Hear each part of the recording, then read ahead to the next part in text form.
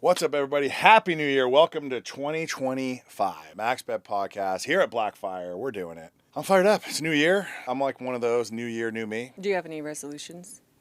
Do better. No, it sounds like, well, so here's the thing I'm guilty of. So in November, Andrew and I, we did 30 hard, right? And it was just this challenge, like, hey, we're going to work out a little bit, eat a little better. And it was great. That was the goal. So like, I guess what I'm building to is my resolution this year is to like enjoy the journey a little more, because what I used to always do is like, I'm going to lose 10 pounds or 20, whatever number. I'm going to read 30 books or some physical number.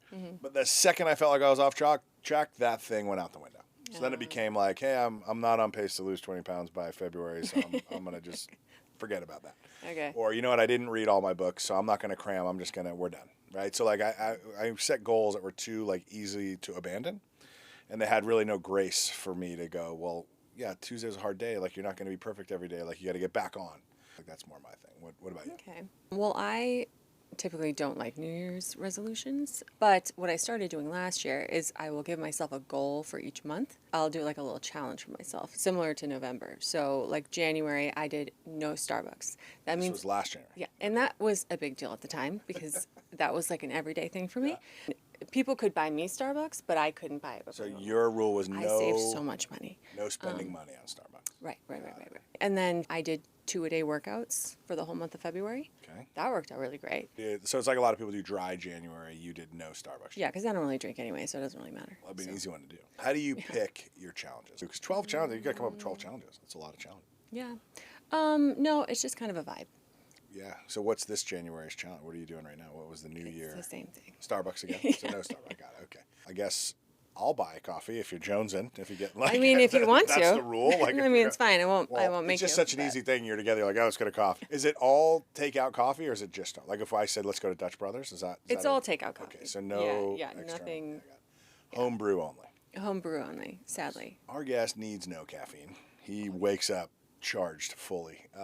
Mark Dedeaux. He's been in gaming a long time. I think he says 30 years. That sounds like that probably feels like he's older than he is. I met him when he was sales at Bally, and then he grew into different things. Gaming ops leader. He totally went sideways, owned a yoga studio for like 3 years. Are you serious? Back in the business, I should have told you that. And what? So, yeah.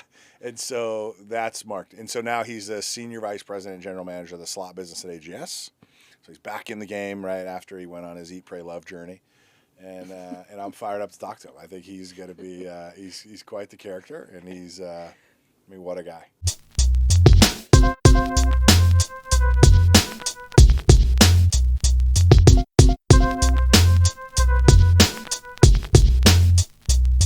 Ready to roll, or are we studying? I think so. We blew up the whole interview. So yeah, I was about to say. I'm like now looking through it. What happened? No, she's reading the notes from the email, and I'm like, well, we changed it. So sorry. Yeah. No. She has that email too. You should have just expected that. I'm sorry. We tried to do lunch so you knew what you're getting. We tried to prepare you. Come on.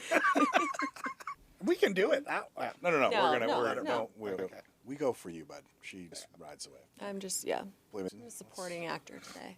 believe me, there'll be episodes where she's driving because it's more in her subject matter, and I'll just be like, I'll just do this for you. 3, 2, 1. what's up, everybody? Welcome back to MaxBet. We're here with Mark Dedeaux. What's up, man? Appreciate you coming by. Thanks, Mike. Thanks for having me.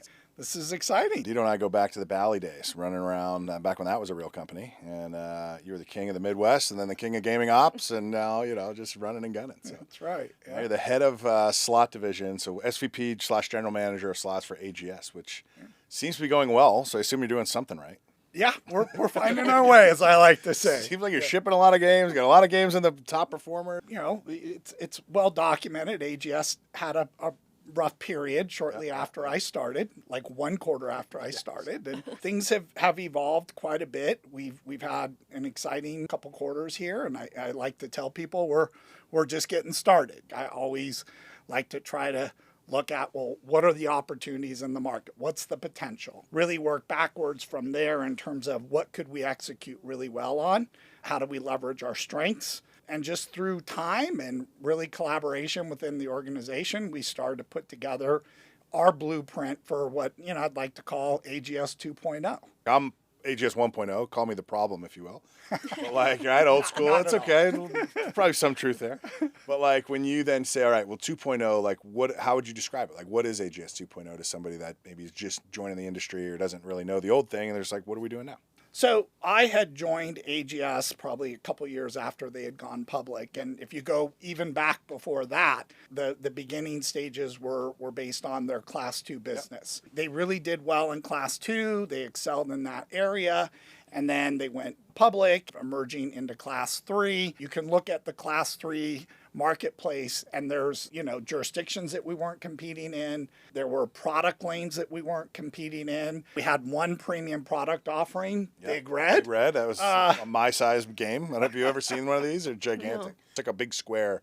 The thing prints money, right? I guess if you're, most casinos probably already have one, but yeah, it was like one of those things where you look at the report, you're like, this thing's just crushing it. Yeah, it's a killer. But yeah, and it's still going? I think so. Oh, yeah. Still hammering. Yeah, exactly. I was going to say, I'm pretty sure, but yeah. They had just, recently launched their Orion product lineup, which you guys were really successful in penetrating the market with that. But they were only in a few critical lanes, product-wise, market-wise. The R&D resources that they had in that time, particularly in the game development side, like they really only had like 2 full studios. Sure. And so the trick and the challenge was really, how do you expand your portfolio of products and not get what we called house poor? I got all these different product lanes, but I don't have the games to support all of them, right? So it was really working within the organization in all departments. This is finance, this is sales, this is your product management, your game development, your hardware groups, and really defining, again, within each market, what are the different product avenues, and then what do we need from a game standpoint to make sure that we're succeeding in all product offerings. So that was kind of like the big challenge early on. Yep. When you're doing that, there's a lot of unique challenges within the leadership organization of getting buy-in and getting alignment, right? Yep. So I'm hearing you say like the challenge was, or the thought was, we can expand in a couple different ways. So it was either new markets, right? So you say, hey, we're already in Nevada, but we're not in Arizona, or vice versa, you get in there. So same product, new market. But then it was also new vertical. So in terms of saying, hey, we're still doing Class 3 gaming, but it's Class 3 mechanical reel, which I know you've had success with lately, or I don't know if you ever kicked around like a video poker, but it was basically saying different segment on the floor, but the same floor that we're in, right? And then maybe it was just the two. Like, how'd you prioritize it? Or do you do both of those in tandem? Because I think each of those is going to require resource, and you only have so much money, right, to go and invest in new ways. How, I guess when you're looking at that, what made the choice, or how did you guys attack that? Priority-wise, we were already looking at getting licensed into new jurisdictions. Sure. So how do we leverage the products we had into new jurisdictions? And you remember this. I mean, we didn't have that many salespeople at that time either, right? There was a coverage thing that we need to try to address. Executive to customer ratio was something we really analyzed and looked at to make sure we were getting people in front of all of our customers. But then when you get into the actual product evolution of it, maybe about a year after I got there, we started exploring, all right, what's our new portfolio products going to look like? And that's when we started working on the Spectra lineup. We knew we could capture new markets of product offerings that we weren't in, premium in particular. Yeah. So Big Red, as strong of a game that was, I think we peaked at 300 or 350 units, right? But premium market segment in general is 70, 80,000 units. So there was more to get there. For sure. We needed the product offering, so we started working on our premium product portfolio, which was very complementary to our Class 2 business as well, because we could leverage those games, hardware configurations into Class 2, get a nice lift in our performance there, and then expand into more of the Class 3 commercial markets with reoccurring revenue. Right. We started with the talent base on the R&D side with game development in particular. Sigmund and that team, they do an amazing job of recruiting talent. And it's tough, right? It's a competitive market. Everybody wants the best game dev. Yeah, exactly. But then we really wanted to segment our video product offering and lean into the stuff that was really trending well. So when you were there, we had a dual screen Orion, right? Which is great. It's kind of a product segment, but it wasn't the growth segment. So what we did is we doubled down into the portrait. So now we have a 43 portrait, a 49 portrait, and a slant 49 curve portrait. So we just kind of doubled down into those swim lanes that had more opportunity for us and where we could really leverage the games that we were making.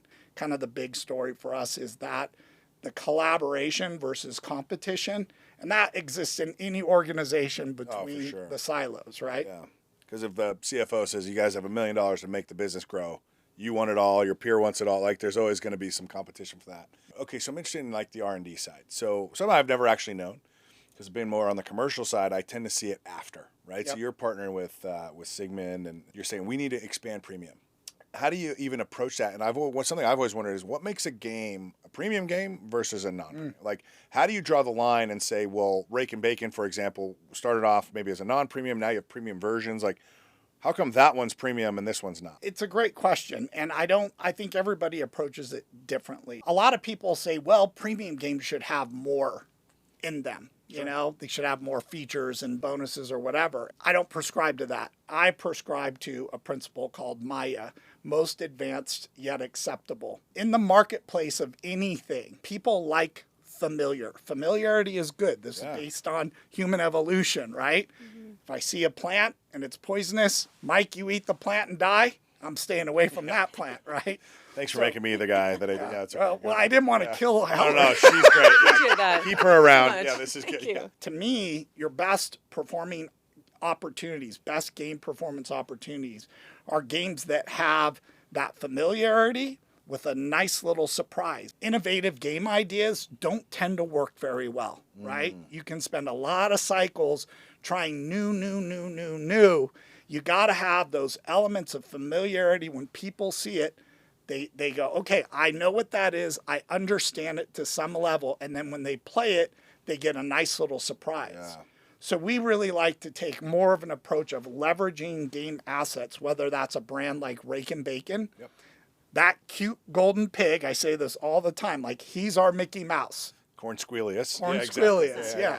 So we know that has brand recognition in the marketplace. You see the cute little pig, you have a certain expectation of it, it's unique, he's endurable, and we iterate off of that and have a great opportunity to be successful. How does it come to naming these games? Because what I've always laughed about, and it's an example that, you know, Hillary sees too, but like sometimes I laugh coming from Light and Wonder, and it's a great game, and I like the game, so it's not a negative. But it was like Huff and Puff, right? So you go, this is awesome game, it's on every influencer's thing, and then they go, so now it's Huff and even more Puff, right? It's like, well, yeah, but at some point, like, how many names? Like, do you find it hard to keep Rake and Bacon and rename? I mean, I guess you're not naming them, but like, how's that going? Like, that's always the thing. I'm like, good luck to you. It's a twist, but good luck naming it, right? Yeah. Well, David and I often like to joke around about some of the names we come up with our slot machines. To be fair, I am not the creative. I'm more of the strategy guy. Exactly. And you know, God help me if I ever try to get into, you know, like that level of detail. Look, when it comes to the creative stuff, I'm just good enough to be dangerous, and I know that about myself. I just try to offer input when I can, when I think there's opportunities, but for the most part, I let the creative guys do the naming stuff. Have any of your suggestions made it into the final cut?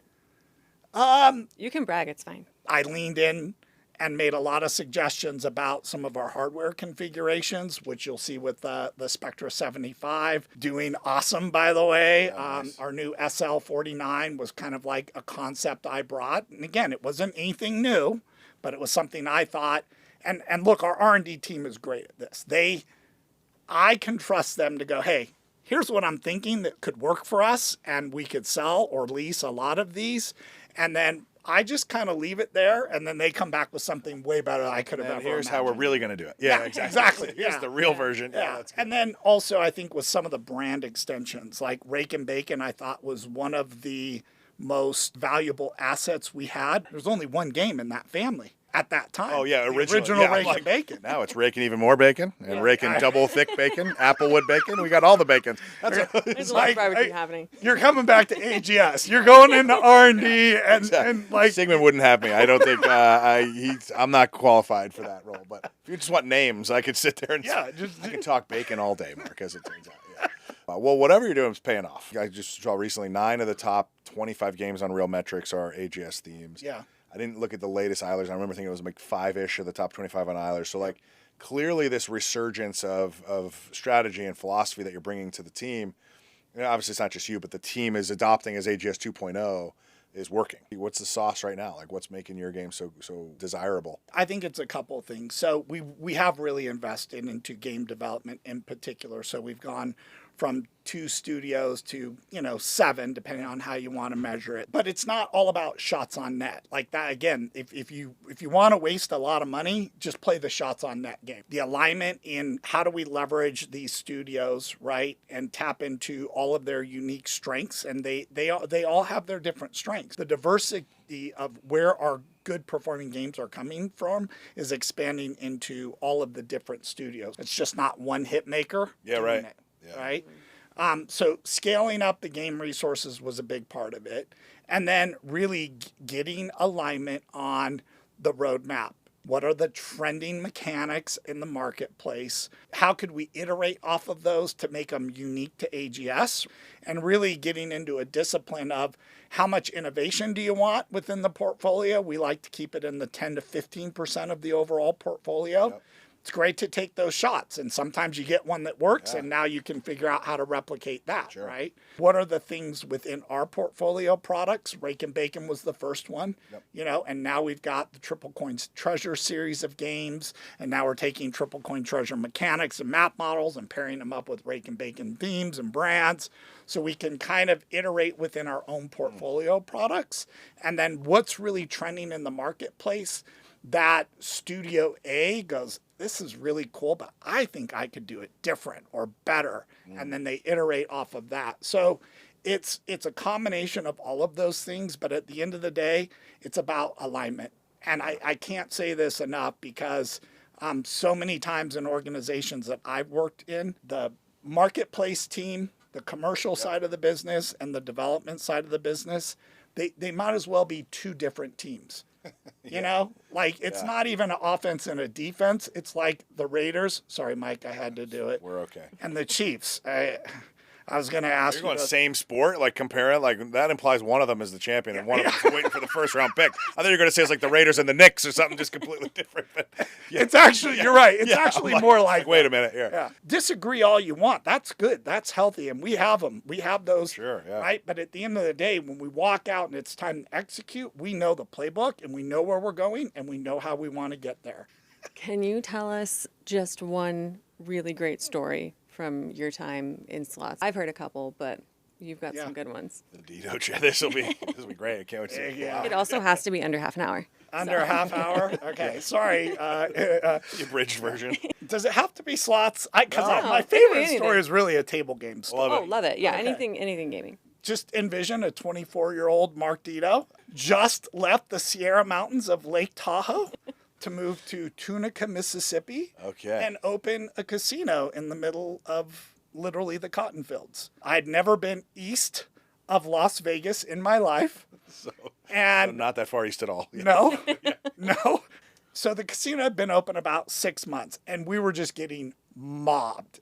I mean, every day mobbed. And I worked swing shift, the time when it's the busiest time. busiest. Yeah. I was a casino supervisor, Okay. so slot pit supervisor, but we had a broader scope in terms of we oversaw slots and tables. And I'd come up through the table game side of the business. go. My boss's boss, the casino manager, Mike Darley, by the way, love this guy, truly my first mentor, had an assistant general manager, John Phillip. Most people know who John is also.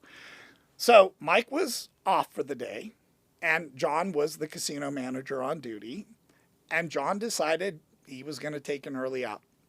So he found the most seasoned supervisor, myself, at, a year. And he hands me the pager. Now I'm really dating myself. The pager. And he says, "You're in charge." Now, when he says in charge, mind you, I'm in charge of the whole casino. So 23, 24 years old. I'm not sure I'd put you in charge of the casino now. I love you, but I'm not entirely sure that that's what we're doing. Hot shot, 24-year-old Dedeaux now running things in Tunica, Mississippi for the night. And Mike, that's exactly what I was in my mind. Yeah, exactly. So all right, I got the pager. I am nervous as hell. Yeah. John leaves. Even at that time, I was like, this isn't very responsible of him. But anyway, maybe an hour later, my pager goes off. and it's like 911 pit, whatever. And I end up rolling down to the craps pit. You know how much I knew about craps at the time? Zero. I am telling you, this table was in, these people were screaming bloody murder. And everybody's new in the casino. Half of the people working there had never even been in a casino before. Pit supervisor, the boxman, the dealers, they're all like just freaking out. There's a mob of players just losing their minds. And I walk over, the head of security stand there. I'm like, what do you think we should do? I'm like, hold on, like, let me just What happened? hear what's going on. Yeah. This is where it gets fun, by the way. Perfect. Got the backstory. We're in. We're in. Angry Mob, Young Dedeaux. You said under a half hour. I am. How am I doing? So. 2 minutes. You're We're good. good. We're perfect. You have plenty of time. So I grabbed the boxman off the game, and I'm like, dude, just like, what happened? He goes, well, the dice landed, and it was cocked against something. There was an obstruction to the die, and the dealers are supposed to call the number and then hit the die so that you can't, like, Just not changing it. Yeah. You know? And I'm like, really? That's like the policy? And he's like, yeah. And I'm like, okay. 7 out is what they called, right? But the table saw it otherwise. Yeah. I call surveillance. P.S. Everybody in surveillance, guess how long they'd been working in a casino? 6 months. Yeah, exactly. Meanwhile, this table, like, it's getting chippy, man. Like, really chippy. Like, security guys, like, I think I'm calling the police. I'm like, hold on.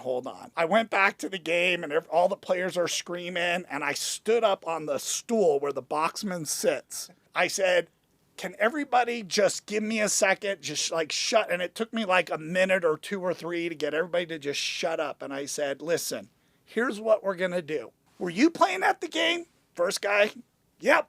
How much were you betting and where? And I told the dealer on that side, set his bets up however he had them bet. And I went across the whole table and let everybody tell me how much they had bet on every spot on the layout.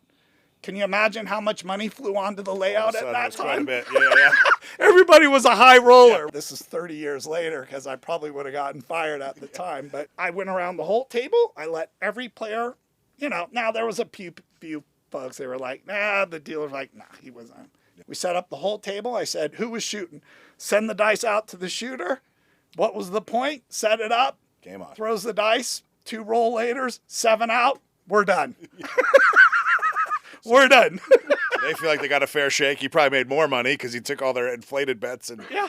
And by the way, if this happened today, I literally would have been roasted the next day. I'm sure. Like, I just envision you standing on a stool. Guys, I have this pager. You will listen to me. I am the boss, okay? I have the Motorola S6000. I need you to shut the hell up, please. That's so good. So I'm assuming at some point the 2 guys, Phil and Mike, come back and they go, we miss anything? Like, everything was fine. Didn't even bring it up. It's like, no, guys, pager only went off once. It was okay, no problem. Look, when Darley watches this interview, he's going to go, wait, what did you do, John? What the hell just happened? Yeah. So like, you gave him the command? Seriously, those 2 guys, this is the one thing about this industry that's so amazing is just the relationships we have. And, Mike and John are still great friends of mine and gave me a shot and mentored me along. And you just try to kind of pay that forward. You encounter new people as you're working. So yeah, exactly.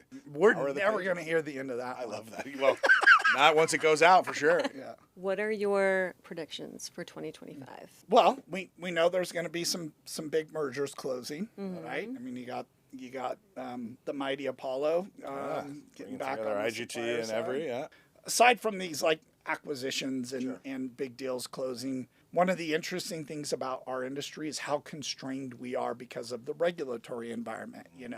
From a technology standpoint and market opportunity. I mean, gaming is hard to compete in because it's a very finite, defined marketplace, right?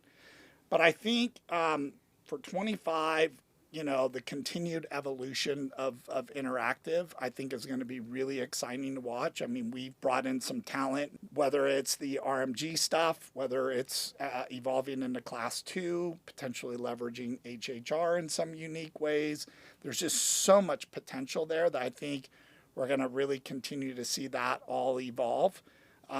I think social is going to be a big part of that. And how do you start kind of molding these things together? And it's going to be exciting. Who would you recommend to come on MaxBet? Who's next in the hot seat, buddy? Oh, man. I'm going to go off the beaten path a little bit here. Love it. In some of the partnerships that we've had with some of the promotional events, I am entirely fascinated with the influencer side of our industry. I think the evolution of the people who are starting to really gain some momentum there, I think is going to be really fascinating, and the potential of it expanding our audience reach outside of just core gaming people. So I'm going to go influencer. Out of the ones that I've met and talked to, the one who I'm really fascinated with what they're doing is NG.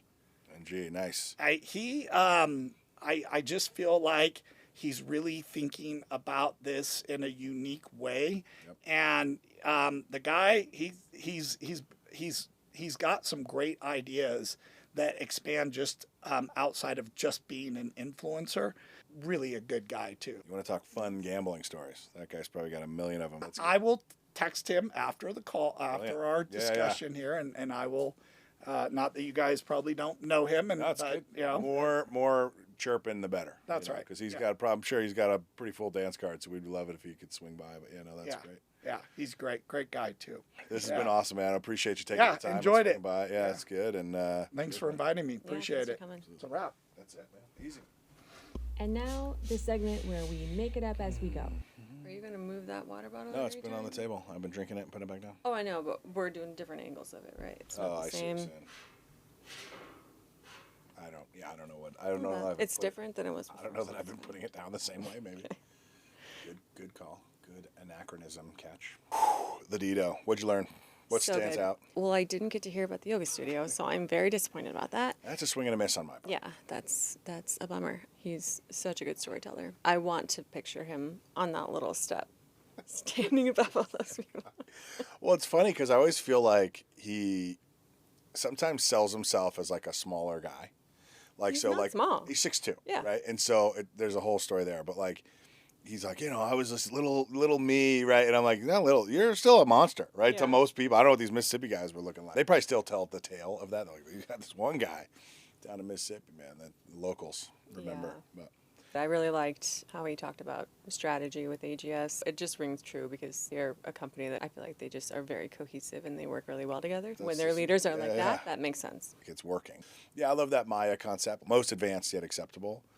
It's probably good for everything. Probably good for your life. Like just get, don't go full Jetsons. Like we're not ready to teleport. That's basically your resolution for this year. Don't go full Jetsons. Yeah, Yeah, exactly. yeah.